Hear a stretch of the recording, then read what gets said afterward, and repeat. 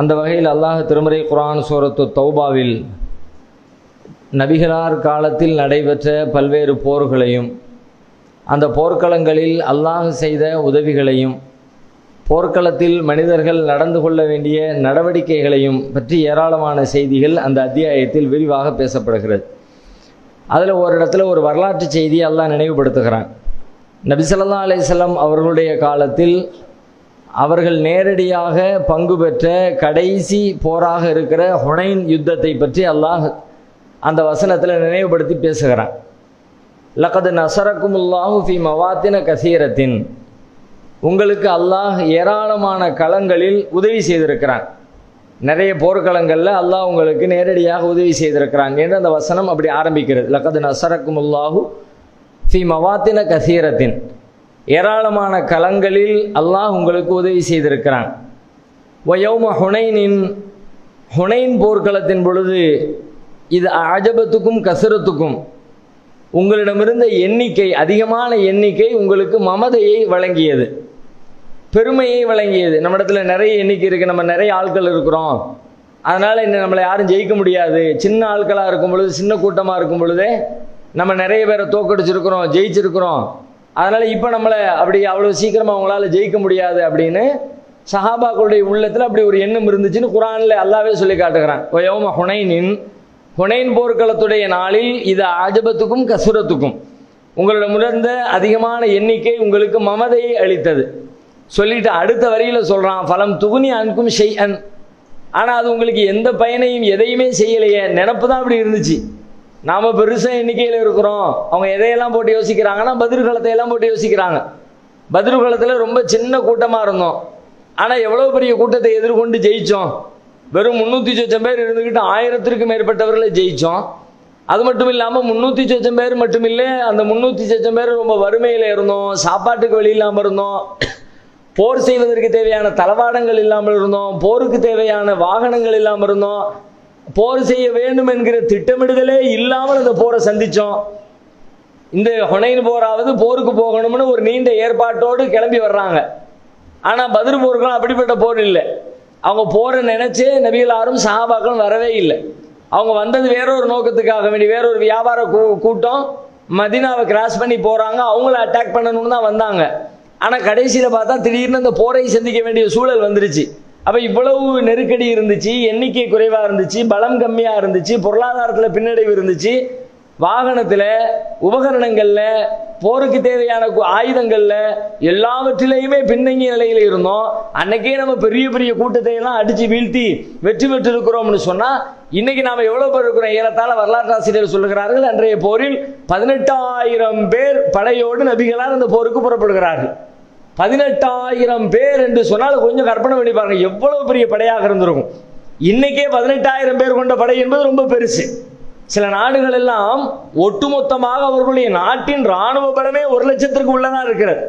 அப்படிப்பட்ட நாடுகள் இன்றைக்கு இருக்கிறது. 21ஆம் நூற்றாண்டுல பல கோடிக்கணக்கான மக்கள் பல்கி பெருகி இருக்கிற இந்த கால சூழ்நிலையில் ஒரு தேசம், ஒரு மிகப்பெரிய நாடு, பல்வேறு அறிவியல் விஞ்ஞான வளர்ச்சிகள் எல்லாம் கண்டுவிட்ட காலத்தில், மக்கள் தொகை எந்த நாட்டில் எடுத்தாலும் கோடிகளை தாண்டி இருக்கிற இந்த காலத்தில் 1,00,000க்கும் குறைவாக தனது இராணுவ மொத்த படையே வைத்திருக்கிற காலகட்டத்தில் இதுல இருந்து கணக்கு பண்ணி பார்த்தா நபி ஸல்லல்லாஹு அலைஹி வஸல்லம் காலத்துல மொத்த உலகத்தின் மக்கள் தொகை எவ்வளவு இருந்திருக்கும்? அதுல மதீனாவில் இருந்த வாழ்ந்தவர்களுடைய மக்கள் தொகை எவ்வளவு இருந்திருக்கும்? அதுல நபிகளாருடைய போர்க்களத்துக்கு போகக்கூடிய அந்த மக்களுடைய மக்கள் தொகை எவ்வளவு இருந்திருக்கும்? அவ்வளவு குறைவான காலகட்டத்தில் 18,000 பேர் என்று சொன்னால் நினைச்சே பார்க்க முடியாத ஒரு பெரும்படை அது. அப்படிப்பட்ட ஒரு பெரும்படையோடு போகும் பொழுதே அவர்களையும் அறியாமல் இயற்கையில ஒரு மனிதனுக்கு ஏற்படுகிற எண்ணத்தின் அடிப்படையில் நம்ம இவ்வளவு பெரிய கூட்டமா இருக்கிறோமே, இன்னைக்கு நம்மளை யாரும் ஜெயிக்க முடியும் அப்படிங்கிற மாதிரியான ஒரு உணர்வு அவங்களுடைய உள்ளத்தில் ஏற்படுகிறது. அந்த உணர்வுக்கு அல்லாஹ் ஒரு மிகப்பெரிய பாடமாக அந்த ஹுனைன் போர்க்களத்தை அமைக்கிறான். அதைத்தான் அல்லாஹ் அந்த வசனத்தில் நினைவுபடுத்துறான். இது ஆஜபத்துக்கும் கசுரத்துக்கும், உங்களுடைய அதிகமான எண்ணிக்கை உங்களுக்கு மமதையை தந்தது. ஃபலம் துகுனி அன்கும் ஷைஆ, ஆனால் அது உங்களுக்கு எதையுமே செய்யலையே, மமதை மட்டும்தான் இருந்துச்சு. ஆனால் அந்த மமதையினால் உங்களுக்கு வெற்றி கிடைச்சிச்சா? அதனால நீங்க சாதிச்சீங்களா? போன உடனே என்ன நடந்துச்சு? பெரிய பின்னடை. ஹுனைன் போர்க்களத்தினுடைய ஆரம்ப கட்டம் இந்த எண்ணத்துக்கு அடி கொடுக்க ஜெயிச்சாங்க. பெரிய வெற்றி அடைஞ்சாங்க. ஆனால் அந்த வெற்றி எப்படி நிகழ்ந்தது என்று சொன்னால், முதலிலே ஒரு பெரிய அடியை வாங்கிவிட்டு தான் நாம எண்ணிய எண்ணம் தவறு என்கிற எண்ணத்தை அவர்களுக்கு புரிய வைத்ததற்கு பிறகுதான் அல்லாஹ் ரப்பல் ஆலமீன் அவர்களுக்கு வெற்றியை வழங்குகிறான். எப்படி அந்த போர் அமைகிறது? அவர்கள் யாரை எதிர்த்து போர் நடத்துகிறார்களோ அந்த எதிராளிகள் அவர்கள் 2 மிகப்பெரிய கோத்திரத்தை சார்ந்தவர்கள். அரபுகளிலே ஆகப்பெரிய கோத்திரமாக அம்பு எறிவதில், வில் எறிவதில் மிகப்பெரிய தேர்ச்சி பெற்றவர்கள் என்று அன்றைக்கு கொண்டாடப்பட்ட 2 பெரும் கோத்திரங்களை எதிர்த்து தான் இந்த ஹுனைன் யுத்தமே நடைபெறுகிறது. சகீஃப் என்கிற ஒரு கூட்டத்தார், ஹவாஸின் என்கிற கூட்டத்தார். இந்த 2 பேரும் அன்றைய காலத்தில் அரபுலகம் முழுவதும் அம்பு எய்வதற்கும் வில் எறிவதற்கும் பெயர் பெற்றவர்கள். இவ்வளவு சிறப்பாக அவங்களோடு போட்டி போட முடியாது என்கிற அளவிற்கு அவங்க என்ன பண்ணிட்டாங்க, நபிகளார் ஸல்லல்லாஹு அலைஹி வஸல்லம் அவங்க புறப்பட்டு அந்த களத்தை அடைவதற்கு முன்பாகவே ஆங்காங்கே பதுங்கி நின்று கொண்டு அவர்களுக்கு எதிரான தாக்குதலை துவக்கி விட்டார்கள். நமக்கு எதிராக படையெடுத்துட்டு வர்றாங்க, எப்படி நம்மளை அழிக்க போறாங்க, அவங்க நம்ம இடத்துக்கு வந்து ஒன்று சேர்ந்து தயாரிப்பில் ஈடுபட்டு அதுக்கு பிறகு நம்மளும் அவங்களும் நேருக்கு நேராக மோதி அப்படி அவங்களை எதிர்கொள்றதை விட வர்ற வழியிலேயே இஸ்லாமிய படையை நம்ம அழிக்கணும் அப்படின்னு பிளான் பண்ணி வருகிற வழியிலேயே களத்திற்கு போவதற்கு முன்பாகவே ஆங்காங்கே இருந்த மலைக்குன்றுகளுக்கு பின்னால் மிகச்சிறந்த வில்வீரர்களை, மிகச்சிறந்த அம்பீரியக்கூடியவர்களை எல்லாம் நிறுத்தி வைத்து எல்லா இடங்களையும் அங்காங்க மறைஞ்சிருந்து வந்து விழுத அம்பு சராமரியா விழுகிறது. இதை இந்த கூட்டம், நபி ஸல்லல்லாஹு அலைஹி வஸல்லம் அவருடைய இந்த கூட்டம் எதிர்பார்க்கவே இல்லை. எதிர்பாராத இந்த தாக்குதலை நிலகுலைஞ்சு போறாங்க. எந்த அளவிற்கு நிலை குலைந்து விட்டார்கள் என்று சொன்னால், அடுத்த அந்த வசனத்தின் தொடர்ச்சியில் அல்லாஹ் சொல்லி காட்டுகிறான், வலாக்கத் அலைக்குமுல் அர்து பிமா ரஹபத், இந்த பூமி விசாலமாக இருந்தது, ஆனால் உங்களுக்கு அது சுருங்கி விட்டது. சும்மா வல்லைத்தும் முதுபிரீன், நீங்கள் புறங்காட்டி ஓட ஆரம்பித்து விட்டீர்கள். யாரை பார்த்து சொல்றான்?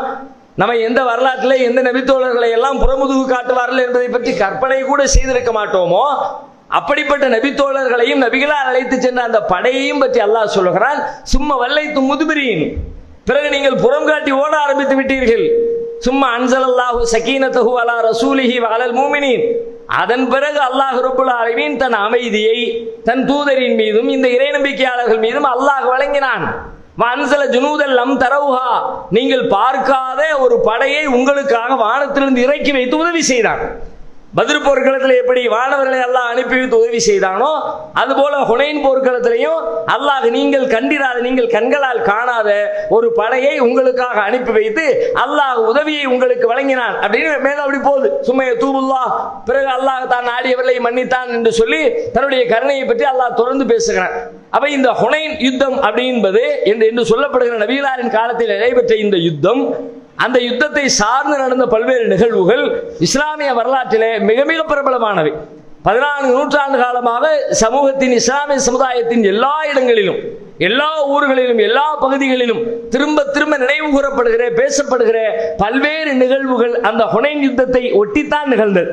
அப்ப முதலாக இந்த ஹுனைன் யுத்தம் உலகத்திற்கு சொல்லுகிற மிக முக்கியமான பாடம் என்ன என்று கேட்டால், நீ உலகத்தில் ஒரு காரியத்தை செய்வதற்காக முயற்சி எடு, பயிற்சி எடு, சூழல்களை உண்டாக்கு, எல்லா காரண காரியங்களையும் ஏற்படுத்தி ஒன்றிலே வெற்றி பெற வேண்டும் என்று சொன்னால் வெற்றிக்கு தேவையான எல்லா வேலைகளையும் மனித அறிவு எதை செய்தால் வெற்றி கிடைக்கும் என்று சொல்லுகிறதோ அது போன்ற எல்லா காரியங்களிலும் ஈடுபடு. அதையெல்லாம் தடுக்கவே, அதெல்லாம் செய்ய வேண்டியதெல்லாம் செய்.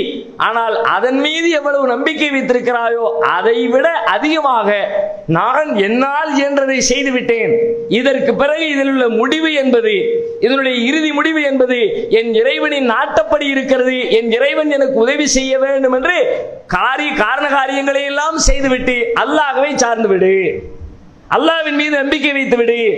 அல்லாஹ்வின் மீது நம்பிக்கை வைக்காம நீ செஞ்ச எல்லாம் செஞ்சுட்ட, இனிமே சக்சஸ் தான், இந்த முடிவுக்கு வந்துறார். இந்த முடிவுக்கு வருவதனால் உலகத்திலேயும் தோல்வி, மறுமையிலேயும் தோல்வி. ஒருவேளை உலகத்தில் அவர் தோல்வி அடைஞ்சார் வச்சுக்குவோம், ஒரு காரியத்தை இப்படி எல்லாம் செஞ்சா சக்சஸ்ஃபுல் ஆயிரும், வெற்றி அடைஞ்சிடலாம், ஜெயிச்சிடலாம், சம்பாதிச்சிடலாம் அப்படின்னு பிளான் பண்ணி போறார். ஆனால் அவருக்கு ஏதோ ஒரு காரணத்தால் தோல்வி அடைந்ததுன்னு சொன்னால் தாங்கிக்க முடியாது. பல பேர் புலம்புறான்ல, பெரிய பெரிய இடத்துல இருந்தவன் எல்லாம் தற்கொலை செஞ்சு சாகுறான்ல, என்ன காரணம்? நம்ம இவ்வளவு கரெக்டா செஞ்சமே, இவ்வளவு மேல வந்தமே, இவ்வளவு பாடுபட்டமே, இவ்வளவு உழைச்சமே, ஒரே நாள்ல எல்லாம் அப்படி போயிடுச்சு, இப்படி போயிடுச்சு அப்படின்னு அவருடைய மனம் அதை ஏற்றுக்கொள்ள மறுக்கிறது. அப்ப அல்லாஹ் முதல்ல சொல்ற பாடம் எல்லாத்தையும் செஞ்சு முடிச்சுட்டு எண்ட் ரிசல்ட் என்னன்னு கேட்டா, ரிசல்ட் என் கையில இல்லை, என் ரப்பு கையில இருக்குன்னு அல்லாஹ் மேல தூக்கி போட்டுட்டு அப்படி அமைதியாயிரு. அப்பதான் அந்த ரிசல்ட் பாசிட்டிவா இருந்தாலும் சரி, நெகட்டிவா இருந்தாலும் சரி உன்னால ஏற்றுக்கொள்ள முடியும். எப்படி ஏத்துக்குவ? பாசிட்டிவா இருந்தா ரப்பு எனக்கு உதவி செய்வான், நம்புன உதவி செஞ்சுட்டான் அப்படின்னு எடுத்துக்கலாம். நெகட்டிவா இருந்தா எல்லாம் இறைவனின் நாட்டப்படி நடக்கிறது, இறைவன் நாடியதே நடந்திருக்கிறது, கடந்து போயிடலாம். நீ அந்த எண்ணத்தை வைக்காம நான் செஞ்சேன்னு தன்னுடைய நம்பிக்கையின் மீது, தன்னுடைய செயலின் மீது, தன்னுடைய திறமையின் மீது யார் முழுக்க முழுக்க சார்ந்திருக்கிறார்களோ, தான் செய்துவிட்ட காரியம் இதிலே இனிமே பிழை வருவதற்கு வாய்ப்பே இல்லை அப்படின்ற எண்ணத்தோடு யார் நிறுத்திக் கொள்கிறார்களோ அவர்கள் இந்த உலகத்திலேயும் துன்பத்தை சந்திப்பார்கள், நாளை மறுமையிலேயும் துன்பத்தை சந்திப்பார்கள். ஏனெனில் எல்லாம் இறைவனின் நாட்டப்படி நடக்கிறது. இதைத்தான் ஹுனைன் யுத்தம் நமக்கு சொல்லித் தருகிற மிக முக்கியமான பாடம். அல்லாஹும் அதைத்தான் நமக்கு குறிப்பிட்டு சொல்றான். நிறைய செய்தி இருக்கு, ஹுனைன் போர்க்களத்தில் படிக்க வேண்டிய பாடம் நிறைய இருக்கு. ஆனா சொல்லித்தர அல்லாஹ் சொல்ற செய்தி என்ன? இது அஜபத்துக்கும் கசுரத்துக்கும் ஃபலம் துகுனி அன்கும் ஷைஆ. உனது எண்ணிக்கை உங்களுக்கு மமதையை தந்தது, ஆனால் அந்த மமதையால், அந்த எண்ணிக்கையால் நீங்கள் எந்த பயனையும் அடையாமல், எல்லாம் அடிச்சு அடியில திட்டம் போட முடியாம விருண்டு ஓடுற அளவுக்கு, புறமுதுகு காட்டி ஓடுகிற அளவிற்கு உங்களுடைய நிலைமை அப்படித்தான் இருந்தது. 300 பேரை கொண்டு 1000 பேரை சமாளித்தவர்கள் 18,000 பேரை கொண்டு இவங்க எல்லாரும் அப்படி முன்னாடி நடந்து போயிருந்தா போதும். ஆனா போகலையே. 18,000 பேர் கொண்ட பட ஹவாஸின் போர்க்களத்தில் அந்த கூட்டத்தார் எவ்வளவு இருக்கிறாங்களோ அவங்களோட கம்பேர் பண்ணும் பொழுது இவங்க போரே செஞ்சிருக்க வேண்டாம், போய் நின்று சுத்தி நின்றுதான் முடிஞ்சிச்சு. அவ்வளவு பெரிய எண்ணிக்கை இது. ஆனா நடக்கலையாது. எவ்வளவு எளிமையாக வென்று விடுவதற்கு வாய்ப்பு இருந்த கட்டத்திலே அவ்வளவு மோசமாக துவக்கத்தில் நீங்கள் தோல்வியை தெளிவினீர்கள் என்று சொன்னால் ஏன் தோல்வி? அல்லாஹ் உனக்கு பாடம் சொல்லி தர்றான். ஏன்? எண்ணிக்கையின் மீது வெற்றி அல்ல, நான் யாருக்கு வெற்றியை தர வேண்டும் என்று விரும்புகிறேனோ அவருக்குத்தான் வெற்றி. அப்படியானால் ஒரு முஸ்லிம் உலகத்தில் அல்லாஹ்வை நம்பாதவர்கள் நம்புவதை போல தன் செயல்களை நம்பக்கூடாது. ஒரு முஸ்லிம் நம்புவதை போல நம்ப வேண்டும். எப்படி?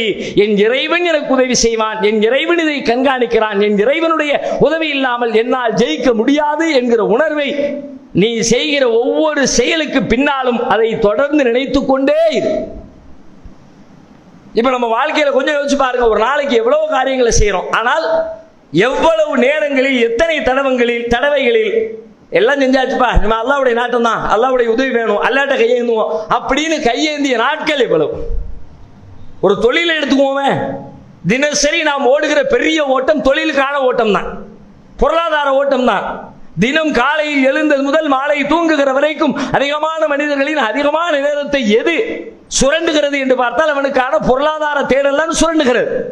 இந்த பொருளாதாரத்திற்காக ஒவ்வொரு மனிதனும் அவன் சார்ந்திருக்கிற துறையிலே தன் மூளையை கசக்கி பிழிகிறான், அதற்காக திட்டங்கள் தீட்டுகிறான், அதற்காக முடிவெடுக்கிறான், அதற்காக எல்லா இடங்களையும் வடிவமைக்கிறான், அதற்கு தேவையான எல்லா வேலைகளையும் செய்கிறான். தினம் செய்கிறோம், செய்து கொண்டிருக்கிறோம். ஆனால் ஒவ்வொரு செயலை செய்கிற பொழுதும் நான் செய்கிறது செஞ்சுட்டேன், இதுக்கு பிறகு வெற்றியும் தோல்வியும் லாபமும் நஷ்டமும் என் இறைவனின் கைவசம் இருக்கிறது, இறைவா எனக்கு லாபத்தை தா என்று ஒரு நாளைக்கு எத்தனை பேர் கேட்டிருப்போம்? ஒரு வாரத்தில் எத்தனை தடவை கேட்டிருப்போம்? இந்த ஒரு மாசத்தை கால்குலேட் பண்ணுங்க. லாஸ்ட் 1 மந்த் 30 நாள். இந்த 30 நாட்களில் நீங்கள் எவ்வளவு வேலை செய்திருப்பீர்கள்? ஆனால் எத்தனை தடவை நான் இதையெல்லாம் செஞ்சுட்டேன், இதுக்கு பிறகு எனக்கு இவ்வளவு லாபம் வேணும்னு ஆசைப்படுறேன், எதிர்பார்க்கிறேன், யாரெல்லாம் இந்த லாபத்தை கூடி, யாரெல்லாம் இந்த லாபத்தை கூடி, நீ இல்லாமல் எனக்கு இந்த லாபம் கிடைக்காது என்று நான் செய்த செயலுக்கு அப்பால் என் இறைவனிடத்திலே கையேந்தி பிரார்த்தித்து அல்லாஹ்வை சார்ந்து நம்பிக்கை வைத்த தருணங்கள் எத்தனை? யாராவது கேள்வி கேட்டா சொல்லிடுவோம், எல்லா அல்லாஹ்வுடைய நாட்டம்பா. ஆனா நாம அதை செய்யறோமா, கடைபிடிக்கிறோமா? எல்லா நேரங்களிலும் அதனிடத்தில் வெளிப்படுகிறதா? அதை வெளிப்பட வேண்டும் என்பதுதான் அல்லாஹ்வின் இது. எல்லா நேரங்களிலும் அல்லாஹ் தான் உன்னை இயக்குகிறான், உனக்கான வெற்றியை, தோல்வியை, நன்மையை, தீமையை எல்லாவற்றையும் இறைவன் தான் வடிவமைக்கிறான் என்கிற உணர்வை நீ பசுமைப்படுத்திக் கொள்ள வேண்டும் என்பதைத்தான் இந்த வசனத்தின் வழியாக அல்லாஹ் நமக்கு சொல்லித் தருகிறான். அது மட்டுமல்ல, இந்த ஹுனைன் யுத்தம் இன்னும் ஏராளமான பாடங்களை சொல்லித் தருகிறது. ஒரு கூட்டம் கடைசியில நபி ஸல்லல்லாஹு அலைஹி வஸல்லம் அழைப்பு விடுறாங்க, நிறைய பேர் ஓடி போயிட்டாங்க, அவங்களை சுத்தி ஒரு சின்ன கூட்டம் தான் இருக்குது. நபி அவர்கள் சொல்றாங்க, ஹுதைபியாவிலே உடன்படிக்கை செய்த பொழுது என்னிடத்திலே உடன்படிக்கை செய்து கொடுத்த என் தோழர்கள் எங்கே? அந்த மரத்திற்கு கீழாக என்னிடத்திலே மரணத்திற்காக பையத்து செய்து கொடுத்த தோழர்கள் எங்கே என்று அழைப்பு விடுங்கள் என்று நபிகளார் சொல்ல, அதை இன்னொரு தோழர் எடுத்து சொல்ல, அந்த செய்தி காதில் விழுந்த மாத்திரத்திலே நபி தோழர்கள் அப்படியே ஆணி அறைந்ததை போல வேக வேகமாக காந்தத்தை நோக்கி ஈர்க்கப்படுகிற இரும்பு துகள்களை போல அந்த சொல்லை கேட்ட மாத்திரத்தில் ஆகாரம் பிழை அல்லவா செய்கிறோம், புறமுதுகு காட்டுகிறோம், ஓடிக்கொண்டிருக்கிறோம், போருக்கு வந்திருக்கிறோம், நபிகளாரோடு வந்திருக்கிறோம், அவர்களை விட்டுவிட்டு நாம் எங்கே ஓடிக்கொண்டிருக்கிறோம் அப்படின்னு அந்த சொல்லு காதில் விழுந்த மாத்திரத்தில் எல்லாம் அப்படியே திரும்ப சேர்கிறது. மளமளமளமளவென்று அத்தனை பேரும் நபிகளாரை மீண்டும் சொல்லுகிறார்கள். நபிகளார் சொல்லுகிறார்கள், இதோ அல்லாஹ்வின் உதவியும் வெற்றியும் அருகிலே வந்து விட்டது, இப்பொழுது அடுப்பு கொதிக்க ஆரம்பித்து விட்டது. ஒரு இலக்கிய நயம்பட பேசுகிறார்கள், உணர்ச்சி ததும்ப. அந்த நேரத்திலே அந்த தோழர்களை எல்லாம் ஆசுவாசப்படுத்தி அடுத்த கட்டத்திற்கு தயார்படுத்துகிற வகையில் நபிகளார் சொல்லுகிறார்கள், இதோ இப்பொழுது அடுப்பு கொதிக்க ஆரம்பித்து விட்டது. அதுபோலவே கொதித்து எழுகிறார்கள் தோழர்கள், முன்னேறி செல்கிறார்கள். வீரதீரமான போர். அடுத்த சில நிமிடங்களில் நிலைமை எப்படி மாறுகிறது? முஸ்லிம் படையை சார்ந்தவர்கள் ஓடிக்கொண்டிருந்த நிலைமை மாறி போய் இப்பொழுது எதிரி படையினர் ஓட ஆரம்பித்து விட்டார்கள். ஆளாளுக்கு செதறி ஓட்டம். முக்கியமான பிரிவினர் தாயிஃபை நோக்கி ஓடி தாயிஃபிலே இருக்கிற ஒரு பெரிய கோட்டைக்குள்ளே போய் புகுந்து கொள்கிறார்கள். ஒரு சிறு கூட்டம் இன்னொரு பகுதிக்கு ஓடுகிறது. அப்பொழுது நபி ஸல்லல்லாஹு அலைஹி வஸல்லம் ஒவ்வொரு பக்கத்துக்கும் ஒரு டீம் அனுப்புறாங்க. இங்க ஒரு டீம் போயிருக்கான், அங்க ஒரு டீம் போயிருக்கான், யாரையும் விடாத, கடைசி வரைக்கும் எண்டு வரைக்கும் போ. அப்படி அனுப்ப அந்த பரபரப்பிலையும் பாருங்க எவ்வளவு நேர்த்தியாக, எவ்வளவு திட்டமிடுதலோடு. அங்க ஒரு கூட்டம் போகுது, போ அப்படின்னு ஒரு 10 பேர் ஓடு அப்படின்னு கும்பலை அனுப்பாம ஒரு சில பேரை பொறுக்கி எடுக்கிறாங்க. அதுக்கு ஒரு டீம் லீடரை நியமிக்கிறாங்க. அபு ஆமிர், நீங்க தான் இந்த டீம் லீடர், போங்க. அபு முஸா, சரி போங்க, நீங்க எல்லாம் உங்க பின்னாடி போங்க, இந்த டீம் போய் அந்த டீமை எதிர்கொள்ளணும். எவ்வளவு பரபரப்பான சூழலில் ஒரு டீமை ரெடி பண்ணி, ஒரு குழுவை தயாரித்து, குழுவுக்கான தலைவரை நியமித்து, அவர்களுக்கான பொறுப்பை சொல்லி, நபிகளாரிடத்திலே படிக்க வேண்டிய பாடங்கள் வெறுமனே தொழுகை, நோன்பு, ஜகாத், ஹஜ் மாத்திரமல்ல தோழர்களே, ஏராளமான உலகியல் ரீதியான வெற்றிக்கான எல்லா சூத்திரங்களும் நபிகளாரின் வாழ்வில் உண்டு. ஒரு ஆங்கிலேய எழுத்தாளர் ஒருவர், ஒரு ஆராய்ச்சியாளர் ஒருவர் ஒரு நூல் எழுதியிருக்கிறார், நபிகளாரின் ராணுவ பயணம். நபிகளாரின் ராணுவ பயணம், அதை புத்தகம் என்று சொல்ல முடியாது, ஒரு பெரிய ஆய்வறிக்கை. நபி ஸல்லல்லாஹு அலைஹி வஸல்லத்துடைய ராணுவ மூவ்மெண்ட் ஒண்ணு எப்படி இருந்துச்சு, ஒவ்வொரு காய் நகர்த்தலும் எப்படி. 10 ஆண்டு காலம் போர்க்களத்திலேயே தன் வாழ்வை கழித்தவர். ஆனால் போர்க்களத்திலே கழிக்கிறோம் என்பதற்காக குடும்பத்தை கண்டுகொள்ளாமல் விட்டவர் இல்லை, ஆன்மீகத்தை தொடர்பில்லாமல் கடந்தவர் இல்லை. தன் தோழர்களை, சமூகத்தை, அன்பை, நட்பை, பாசத்தை, உலகிலே கவனிக்க வேண்டிய விஷயங்களை எதையும் கவனிக்காமல் விட்டதில்லை. தூங்க வேண்டிய நேரத்தில் தூங்காமல் இருந்ததில்லை, தொழ வேண்டிய நேரத்தில் தொழுகையை மறந்ததில்லை. போர்க்களமாகவே இருந்தாலும் ஒரு கூட்டத்தை முன்னால் போரிலே நிறுத்திவிட்டு பின்னால் என்று தொழ வேண்டியதை தொழுது முடித்துவிட்டு களத்திற்கு வருகிறவர். இப்படி நபிகளாரின் ஒட்டுமொத்த ராணுவ செயல் திட்டத்தையும் பார்த்து, வியந்து, படித்து, ஆய்வு செய்து, இன்றைக்கு இருக்கிற ராணுவ வியூகங்களில் 14 நூற்றாண்டுகளுக்கு முன்னர் முகமது அவர்கள் வகுத்த ராணுவ வியூகங்களை அடித்துக் கொள்வதற்கு 21ஆம் நூற்றாண்டு வியூகம் கூட பொருந்தாது, போதாது என்றவர் அந்த நூலிலே குறிப்பிடுகிறார். அப்ப இவ்வளவு சிக்கலான நெருக்கடியான நேரத்தில் ஒரு டீம் அனுப்பி விடுறாங்க. அங்க நடக்கிற நிகழ்ச்சியை பாருங்க. அந்த குழு பின்னால் தொடர்ந்து செல்கிறது, அவர்களை எதிர்கொண்டு வீழ்த்துகிறது. அவங்களையெல்லாம் இவங்க ஜெயிச்சுட்டாங்க, அவங்கள பல பேரை கைதியா பிடிச்சிட்டாங்க. பிடிச்ச இந்த போரில், இந்த சண்டையில் அதற்கு தளபதியாக போன அபு ஆமிர் கடுமையான காயங்கள், உடம்புல கடுமையான காயங்கள் ஏற்பட்டிருக்கிறது. ஒரு கட்டத்தில் என்ன ஆயிடுச்சு அப்படின்னு கேட்டா, தப்பித்து ஓடுகிற எதிரியை சார்ந்த ஒருத்தன் அபு ஆமிருடைய காலில் அம்பை வைத்து வேகமாக குத்துகிறான்.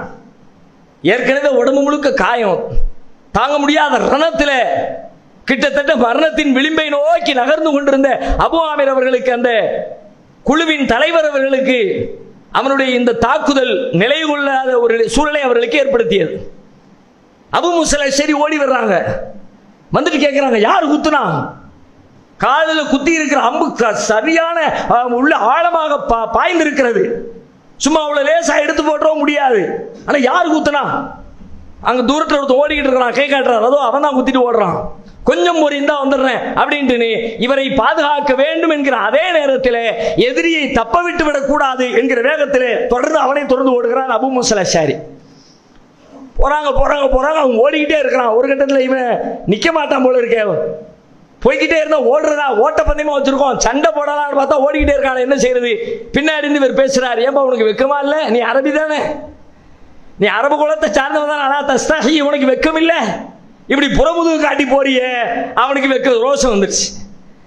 டக்குன்னு திரும்பி நின்னவனை எதிர்கொள்கிறார், சண்டையிடுகிறார். ஒரு இடத்திலே அவன் வீழ்த்தப்படுகிறான், அவன் கொலை செய்யப்படுகிறான். அபூ மூஸா அல்-அஷ்அரி அவர்களால் கொலை செய்து விட்டு அவனை வீழ்த்தி விட்டு மீண்டும் ஓடி வருகிறார் அபூ ஆமிர் இடத்துல.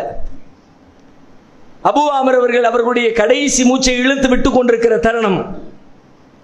அப்படி அபூ மூஸா அல்-அஷ்அரி அவர்கள் பக்கத்தில் தூக்கி வச்சு உட்கார்ந்து இருக்கிறாங்க. சக்கராத்துடைய ஆள் நெருங்கிடுச்சு. இன்னைக்கு மாதிரி ஆஸ்பத்திரி தூக்கிட்டு போய் ஐசியூல சேர்த்து அங்கே மூத்தா போ, கடைசி நேரத்தில் சொல்ல வேண்டிய எதையும் சொல்ல முடியாம அப்படிப்பட்ட சூழல் அன்றைக்கு கிடையாது தானே. வேற என்ன பண்றது? இயன்ற மருத்துவத்தை செய்வாங்க, முடியாடி கடைசியில் பக்கத்தில் உட்காந்து பார்த்துக்கிட்டு இருப்பாங்க. அந்த மாதிரி நேரத்தில் அவர் சொல்றாரு, அபூ மூஸா அவர்களே, கடைசி நேரம் நெருங்கிருச்சுன்றதை நான் உணர்றேன். அக்ரியின் நபிய ஸல்லல்லாஹு அலைஹி வஸல்லம் சலாம், அல்லாஹ்வுடைய தூதரிடத்திலே போய் என்னுடைய சலாமை எடுத்து சொல்லுங்கள். சொல்லிவிட்டு நபிகளாரிடத்திலே நீங்கள் சொல்லுங்கள், இஸ்தக்ஃபிர்லி, எனக்காக பாவ மன்னிப்பு தேடுமாறு நபிகளாரிடத்திலே சொல்லுங்கள். அப்படியே சொல்றாரு. அதோடு அவருடைய கடைசி வார்த்தை முடிகிறது. அல்லாஹ் அவருடைய ரூஹை எடுத்துக்கொண்டான், மௌத்தாயிடுறான். இங்க பாருங்க, ஒரு மனிதனுடைய கடைசி நேரத்தின் நினைவு சிந்தனை என்னவாக இருக்கிறது? மரணத்தின் விளிம்பிற்கு வந்துவிட்டோம் என்று எண்ணுகிற ஒரு மனிதனின் கடைசி எண்ணம்.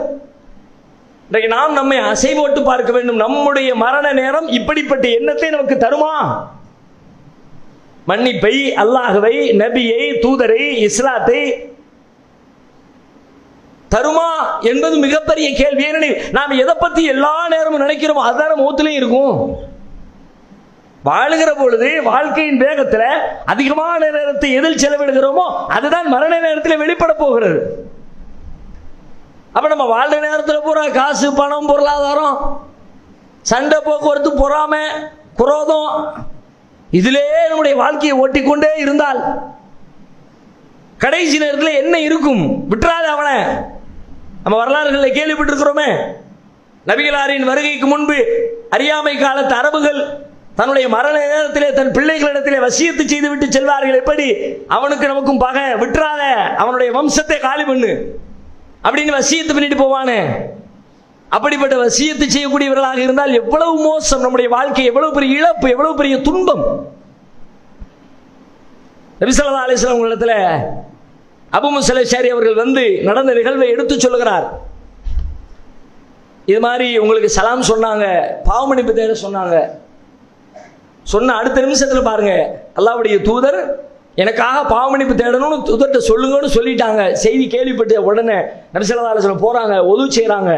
ஒது செய்து விட்டு கைகளை வான் நோக்கி உயர்த்துகிறார்கள். அபூ மூஸா சொல்கிறார், நபிகளார் எந்த அளவுக்கு கைகளை உயர்த்துகிறார்கள் என்றால் அவர்களுடைய அக்குலின் வெண்மை தெரிகிற அளவிற்கு கைகளை வான் நோக்கி உயர்த்தியவர்களாக அல்லாஹ்விடத்திலே பாவ மன்னிப்பு கேட்டார்கள். இறைவா, அல்லாஹும்ம ஃபிர் லி உபைத் அபி ஆமிர், அபு ஆமிர் என்கிற அந்த உபைதுடைய பாவத்தை யா அல்லாஹ் நீ மன்னித்து விடு.